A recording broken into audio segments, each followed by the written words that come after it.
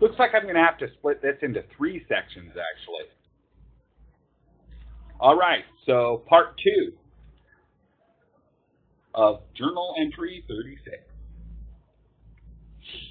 When I went to the psych eval, I took my doubled up bags of bottles and cans with me, planning to go turn them in immediately thereafter. But I forgot my money pins, so I knew I'd have to return home and get them first.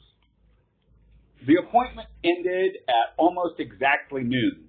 I had a smoke and went home.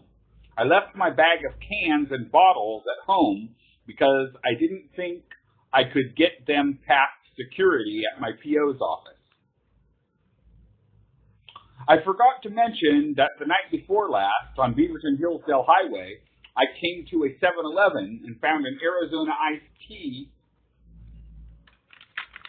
in some trash bags they had out front. They are unreturnable, so I didn't take it. This got me wondering if they carried Arizona iced tea. They did, so I bought my second Arizona iced tea, green tea with honey and ginseng, that night. On my way out to make my PO appointment, I ran into Jeff in his office. I thanked him for the text, saying it was something of a lifesaver. I asked him if he'd thought any more about giving me a computer he was thinking of giving me. He said that wasn't going to happen. Oh well. I was at most 5 minutes late for my PO appointment. I waited a half an hour, but he didn't show, so I went home to change back into my pants with the hole and got my doubled up bag of cans. When I got home, at some point, my PO called me. He said he had somehow missed his pager alert. We have a new appointment for the 27th at 1 o'clock p.m.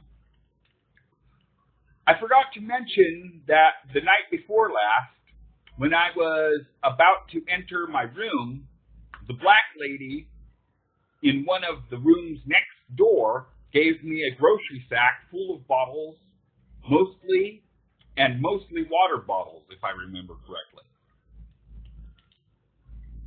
When I got to Whole Foods, the machine was down, and there was someone ahead of me with a very large supply of cans and bottles. I think it was that prankster gangster again.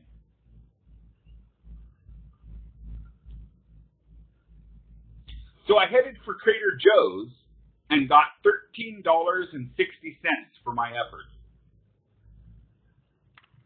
That should be enough to send that money order if MWR was right about how much it costs to get a money order, even with me buying a pack of smokes. So I called MWR while waiting for the 20 to get to my tobacco shop to give him the good news.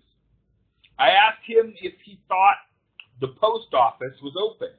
He said no, so we decided I'd do it today. It was a little after 5 o'clock p.m.